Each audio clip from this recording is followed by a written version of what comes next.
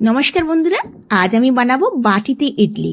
এই ইডলিটা দেখতে যতটা সুন্দর তা খেতে দারুণ লাগে। একটু বড় বড় সাইজের ইডলি হয়, আমার এই যে ইডলি মেকার থাকে সেটা কিছুটা ছোট হয়। এটা একদম বড় বড় বাটিতে আমি বানাবো।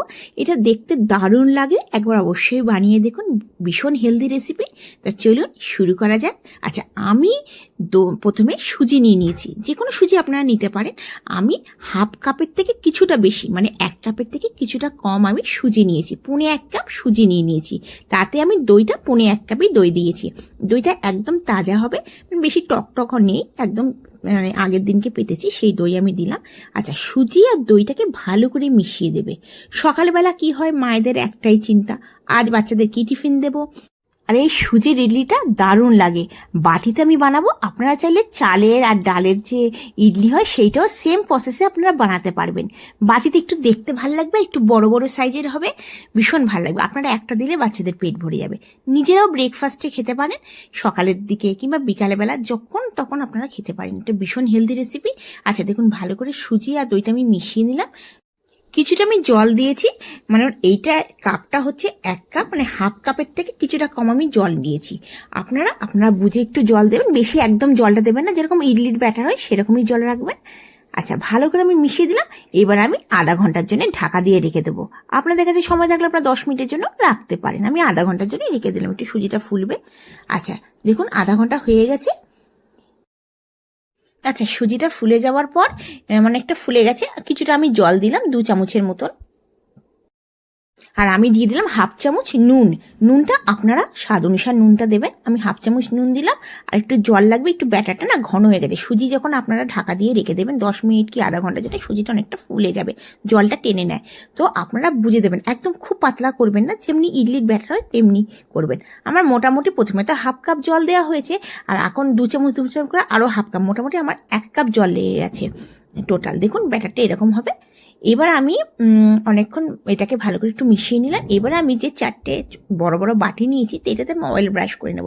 এই বাটিগুলো দেখতে কিন্তু খুব সুন্দর। এই বাটির শেপে কিন্তু ইডলি বানালে দেখতে কিন্তু মানে বাচ্চারা ভীষণ সুন্দর, মানে ওরা একটু দেখতে পছন্দ, ওরা ভালোবাসে।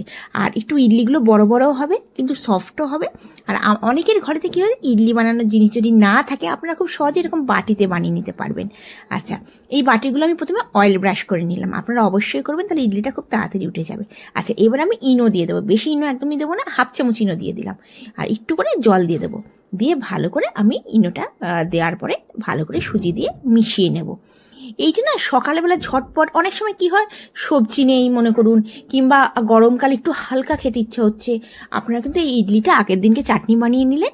আর ইডলিটা চাটনি যদি নাও বানান, তাহলেও সস দিয়েও খেতে মানে দিতে পারেন বাচ্চাদেরকে। টমেটো চাটনিটাও একটু বানিয়ে নিতে পারেন, কখনো পরোটার সাথে খেলেন। আর এইটা কিন্তু ফটাফট হয়ে যায়, মানে আধা ঘন্টার জন্য ভিজিয়ে দিলেন, ঘরের কাজ করে নিলেন, তারপরে এটা বাটিতে বসিয়ে দিলেন। এই ইডলিটা কিন্তু দেখতে মানে বেশি সুন্দর লাগে, মানে ছাঁচার থেকে, মানে ইডলি বানানোর মেশিনের থেকে, জিনিসের থেকে এই বাটিতে বানাতে মানে দেখতে বেশ ভালো লাগে। বাটিগুলো কিন্তু অন্যরকম, মানে ছড়ানো বাটি না, আমি কিন্তু বাটিগুলো একদম দেখুন ইডলি শেপের বাটি নিয়ে এসেছি। আচ্ছা, এবার আমি ব্যাটারটা দিয়ে দেবো। আমি বেশি দেবো না, 3 চামচ করে আমি দিয়ে দেবো। 4টে ইডলি হবে, মানে আমার হাফ কাপে দেবে, কিছুটা বেশি সুজি ছিল, তো 4টে ইডলি হবে। আর আমি একদম বেশি দেবো না, কারণ এটা ফুলে যাবে। আচ্ছা, এবার আমি উপরটায় দেখতে বেশ ভালো লাগার জন্য আমি কি করব, একটু করে গুঁড়ো লঙ্কা দিয়ে দেবো। মানে কাশ্মীরি মির্চ আমি দিচ্ছি, আমি কোনো লঙ্কার গুঁড়ো মানে ঝালটা দিচ্ছি না। আমি কাশ্মীরি মির্চ দেখতে ভালো লাগবে। আর বাচ্চারা খেলে আপনারা এটা স্কিপ করে দিয়ে একটা কাজ করতে পারেন, এর উপরে আপনারা ম্যাগি মশলা তো বাচ্চারা ভীষণ পছন্দ করে, ম্যাগি মশলা দিয়ে দিলেন, কি নুডলস মশলা, কি কিচেন কি, যে কোনো কিছু উপরে দিয়ে দিলেন, বেশ দেখতে ভালো লাগবে। এবার আমি যেটা ইডলি বানাই সেই ইডলিটায় জল দিয়ে প্রথমে গ্যাস জ্বালিয়ে দিয়েছিলাম 5 মিনিটের জন্য, জাস্ট জলটা ফুটে গেছে। এবার আমি এটা বসিয়ে দিলাম।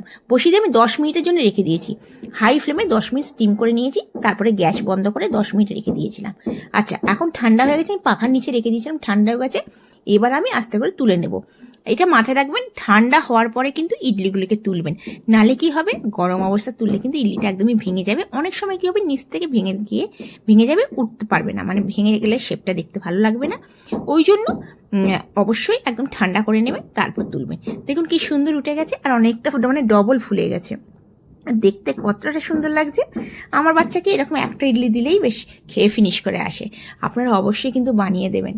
আর পারলে ভেতরে একটুখানি ড্রাই ফ্রুটস কাজু দিয়ে দিতে পারেন। বাচ্চারা একটুখানি কাজু মানে মুখে পড়লে ছোটো ছোটো টুকরো করে কাজুটা মিশিয়েও দিতে পারে। দেখুন কি সুন্দর লাগছে কাশ্মীরি মির্চ দেওয়াতে, ভীষণ সফট হয়েছে।